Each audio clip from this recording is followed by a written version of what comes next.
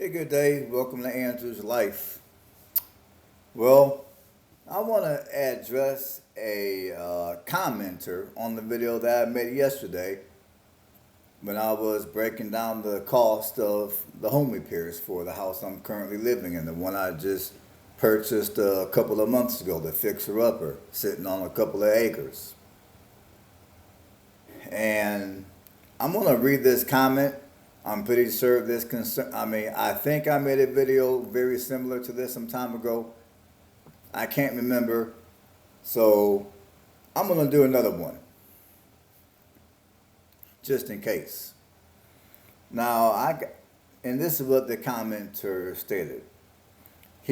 How did you find your 2 acres? I'm in Alabama also and can't find anything reasonably priced. I'm looking at vacant 2 acre lots for $25,000 to $40,000. Okay, and I think me addressing this commenter will be educational for those of you that are trying to figure how to purchase a piece of real estate for lower than market value, or maybe you're trying to just find real estate that's affordable at all in an area that you desire. Now, for starters, obviously, I'm not going to tell nobody where in Alabama that I reside. I will say this. Depending on what part of Alabama that you choose to live, and also depending on how close that you desire to be to a major city, you may or may not be able to find the type of deal that I got. Now, like the way that I found this house is, well, for starters, it was on realtor.com. And when I first looked at this house at realtor.com, they had this house priced at over $100,000. At that time, I don't think the bank, because this house was a foreclosure, and it turned out, and finally, this house was also an auction. It was a foreclosure house that was, that was for sale through an auction. But before it went to auction, it was just a foreclosure that was for sale on realtor.com. It was on the MLS. Now, I don't think the bank had any idea what the condition that this house was in initially. This house, before this house finally went to auction, I believe this house was on the market for, I want to say, a good 6 or 7 or 8 months, give or take. And then finally after that, they've lowered they lowered the price a couple of times. And on the final time that they lowered the price was low enough to where people like me were inquiring on the property. So I came out here, I looked at the property, and at first I wasn't even going to buy the property because, well, for 2 reasons.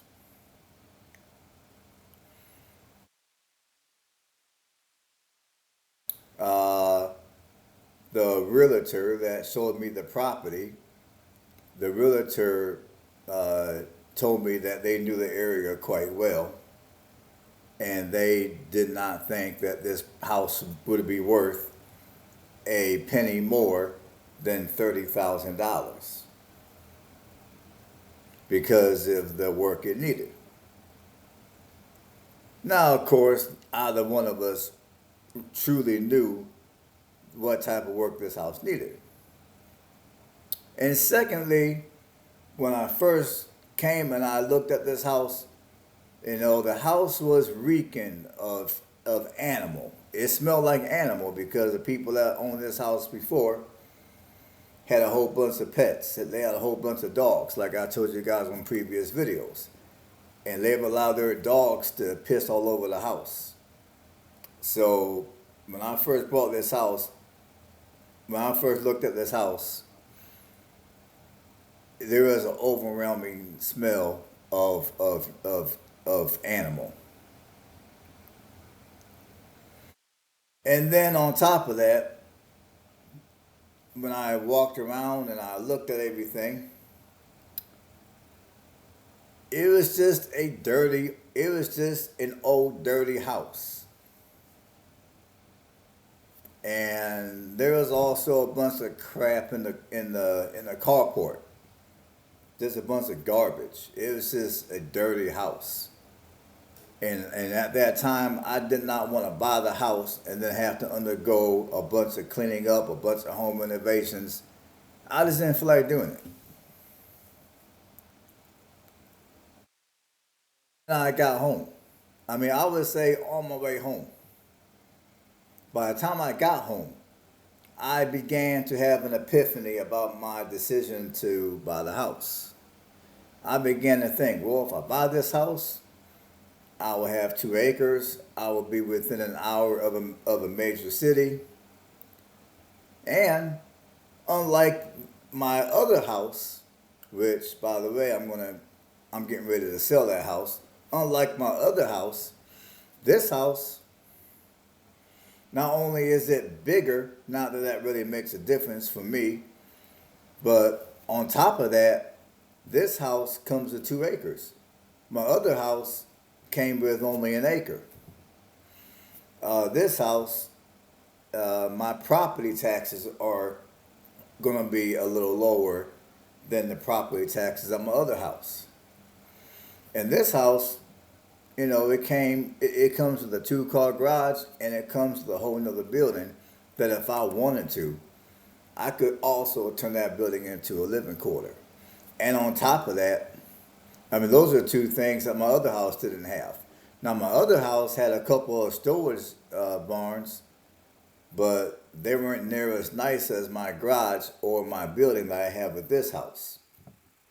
And on top of that, I got to thinking, not only will I have an actual garage to where I can store my riding mower, if I choose to do a van build, I can store that van in the garage too. But on top of that, it's got a 2-car carport to where I can park my vehicles side by side. The house that I was living in, it had a one car. It had a car. It had a carport that was big enough for only one car. And plus, I had to park my riding mower outside over there because I mean, yeah, it had a couple of good sized storage sheds, but the opening was not big enough to where I was able to drive in my riding mower. So this house that I'm living in now, I got to thinking, you know what, this house might be a good deal for me because honestly, I also got to thinking about my neighbors over here because on the day that I looked at that house, the neighbor next to me was, they were real nice people. We chopped it up for a good 20 minutes. They told me a little bit about the community, and honestly, I liked what they had to say. So by the time I got back home, I had a complete epiphany about buying this house. And as soon as I walked in the door, I decided to call my agent, and I told my agent, listen, you know what? I changed my mind about this house. I want to go ahead and move forward with purchasing the home. So, okay, so the agent, she did what she needed to do. She got all the information necessary to where we can start the process. And it turned out that this house was an auction. It was a foreclosure auction. And if I wanted to buy the house, I would have to go online and put in my bid by the deadline, which is what I did.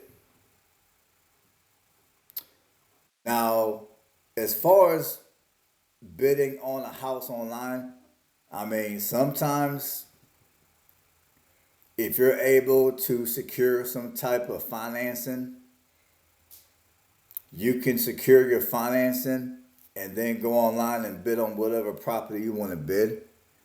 Now, chances are, if you're buying a house like this one, the one I purchased, you're not going to qualify for a regular mortgage. You're probably not going to qualify for no kind of mortgage because of the condition that this house was in initially. So if you got good credit and you're able to secure some type of a personal loan through maybe your local credit union or something like that, or even a bank, I guess, you can go ahead and secure however much money you think you'll need.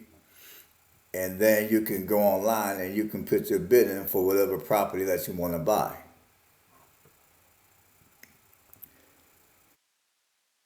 Or or if you have cash money stashed away, which obviously would be your best bet, you can always, you go online, you put your bid in, and if you win, then obviously you just have to follow the prompts that they give you to pay your money for the house. And every website that you go to put in your bid, it's all different. I was going to tell you guys what website that I used to buy this house, but honestly, I'm going to most likely be using that website again to purchase future properties. So I'm not going to tell you where I'm going to go to bid, because I'm going to most likely be using that website to purchase other properties. But I will say this. If you're looking to purchase a home, kind of like what I did, under market value, then your best bet is to have some cash money already saved up. Or if you don't have a lot of cash money saved up, your best bet is to visit your local credit union or visit your local bank, and assuming that you have acceptable credit, your best bet would probably to be your best bet would probably to be to take out some type of personal loan, because most likely you're not going to qualify for any kind of mortgage for a lot of these houses that are for sale through an auction, because a lot of these houses that are for sale through an auction are going to typically have things wrong with them, and the issues that many of these houses are going to have are going to make the house not qualify for a mortgage. And I should have said this before, but I'm going to say it right now. This is not financial advice. This is just me trying to educate you guys of how you can go about purchasing a home for under market value in an area that you desire to live in. And this furry thing you see on my lap is my cat. She decided to jump up on my lap. Hey, say hi to everybody, kitty. Don't be shy. Okay. So anyways, that's how I bought this house. This house, it was an auction and it was a foreclosure, and I had a bid on this house, and fortunately I won the bid, which is how I was able to buy this house. Now, I paid cash money for this house. I had it saved up already. And another thing another thing that's worth saying is, if you're looking at buying a house, kind of like, now let me tell you something about this house. Like I told you at the beginning of the video, this house, when I first purchased it, it had an overwhelming stench of animal because of the fact that the people that were here before didn't take care of the house. and they've allowed their animals to piss all over the floor. So this house, before I had this house fixed up, this house had an overwhelming smell of animal. And like I told you guys on previous videos, as you guys saw on previous videos, for those of you guys that have been following me for the last couple of months, this house needed some work. Just like all the things I've done on to this house that I told you guys about on the video that I made yesterday. If you purchase a home through an auction, or you purchase a home that's well below market value like I did, be prepared to do some home renovations. I mean, either A, you can do it yourself, which will save you a crap load of money, or B, if you're like me, you're busy and you're not the most handy person in the world, just have the money necessary to be able to pay other people to do the renovations for you. And I would say as a rule of thumb, whatever price you pay for the house, plan to put 2 to 3 times that amount of money in the renovations to bring that house up to par. So if you buy a house for $40,000, have 80 to maybe $120,000 set aside for renovations. Now, sometimes you might be able to buy a $40,000 house, and all you need is maybe 20 or 30 or tops $40,000, and the house is good to go. I mean, there's always an exception to the rule, but I would say, as a good rule of thumb, when it comes to purchasing a home below market value, especially through an auction, have 2 to 3 times that price saved up in cash to do your home renovations. And another thing that you're going to want to take into consideration when buying a house like the way I bought this house is the chances of you being in a quote unquote desirable school district is probably going to be rather slim. So if you're one of these people that are hell bent on being somewhere to where the schools are top rated, the schools are rated top notch, I'm not saying that it's not possible, because anything is possible to some extent. But in most cases, when you buy a house below market value through an auction, chances are pretty good that it's not going to necessarily be in the best school district. That doesn't mean that the neighborhood is bad. It doesn't mean that the community is bad. It just means that that local school system may not be the best. That's all it means. It just means that basically you might have to take a little bit more time out of your busy life to educate your children and make sure your kids learn what they need to learn for adulthood. That's all that means. Another thing to take into consideration is, now that commenter who's from Alabama, I have no idea what part of Alabama that he resides in, but I would say if you're looking to be close to, let's say, Huntsville or Chattanooga, Tennessee, you're probably not going to find a house like this with this type of square footage sitting on a couple of acres. Again, you could. It's possible. I'm just saying that the probability of finding such a thing is not going to be likely, because North Alabama is a highly desired part of Alabama right now. I mean, you got a lot of you have a lot of your higher paying jobs in the state of Alabama located in North Alabama. So, so if you're one of these people that you want to live in North Alabama, you know, the probability of you finding a house like this for this type of an offer, it's going to be slim. If you want to live in Alabama and you're looking for a house kind of like what I have, then you're going to have to be good with living maybe within an hour of Birmingham, Montgomery, Mobile, or even some of the mid-sized cities like Tuscaloosa,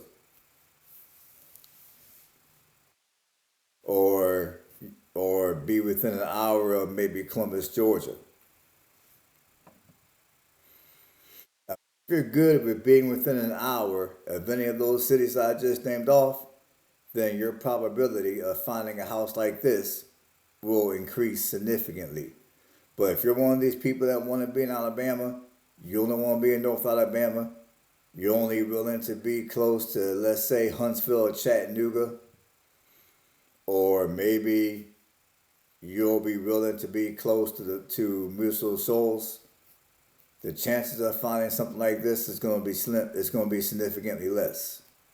Now, I would say if you're wanting to be within an hour of, let's say, the Muscle Shoals area, I mean, you might be able to find something like this. Like maybe if you go outside of Sheffield, Alabama, which is off in the Muscle Shoals area. I mean, you're off in the, let me get my bearings straight real quick. I mean, you're off in that northwest Alabama region. So, if you don't mind, maybe in northwest Alabama, like I said, you go somewhere close to Sheffield, you might be able to find something like this. But other than that, your best bet would be to look somewhere, within an hour of, like I said, Birmingham, Montgomery, or Mobile, or even Tuscaloosa, or Columbus, Georgia, or within an hour of Dothan. I forgot to mention Dothan. I mean, most of Alabama is relatively affordable compared to other parts of the country. So hopefully for that person that dropped that comment in the comment section of the video that I made yesterday, hopefully he's watching this video and he's listening to me closely. Hopefully I gave him some answers to his questions. And hopefully I also answered some of y'all's questions too.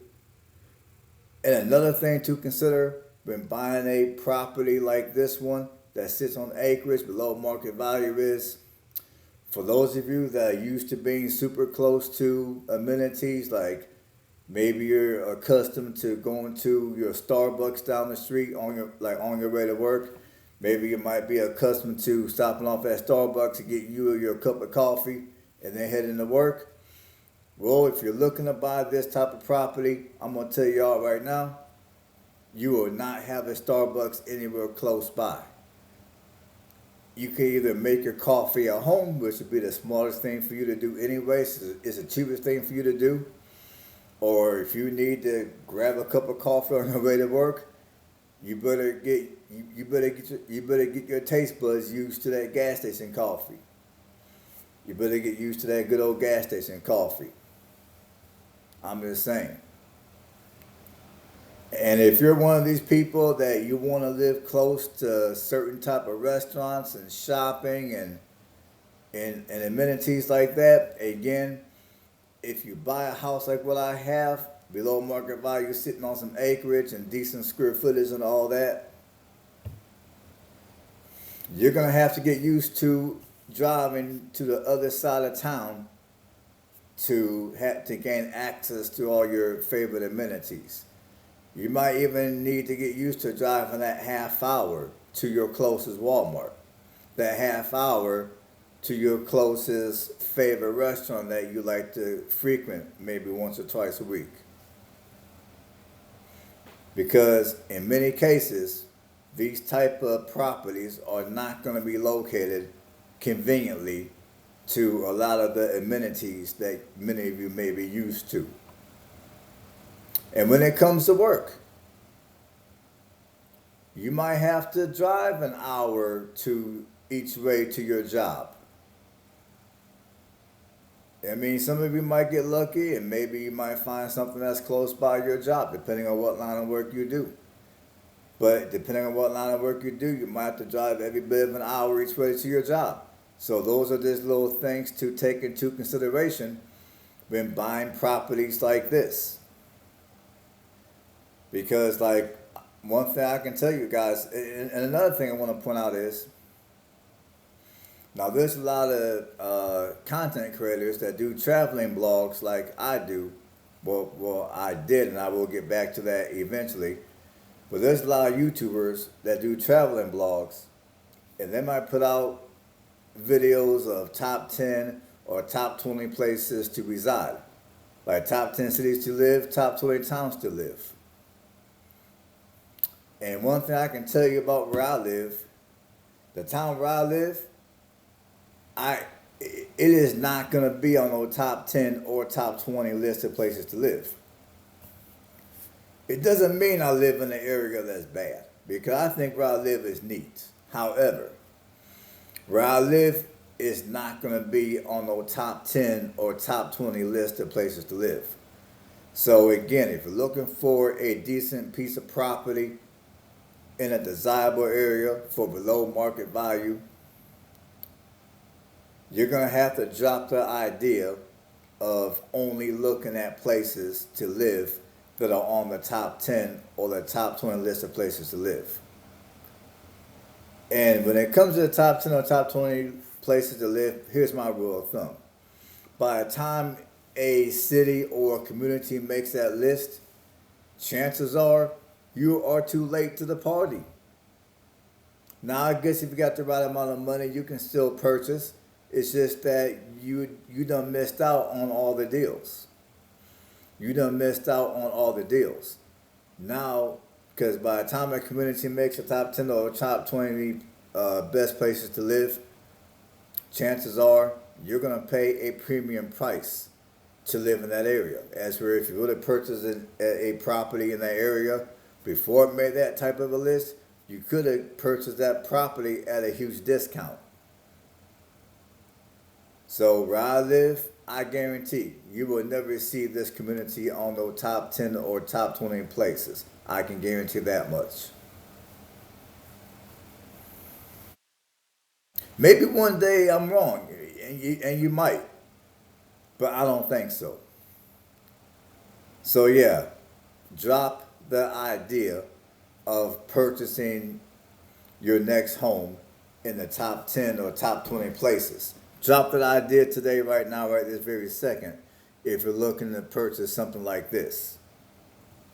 For those of you that are looking for that deal.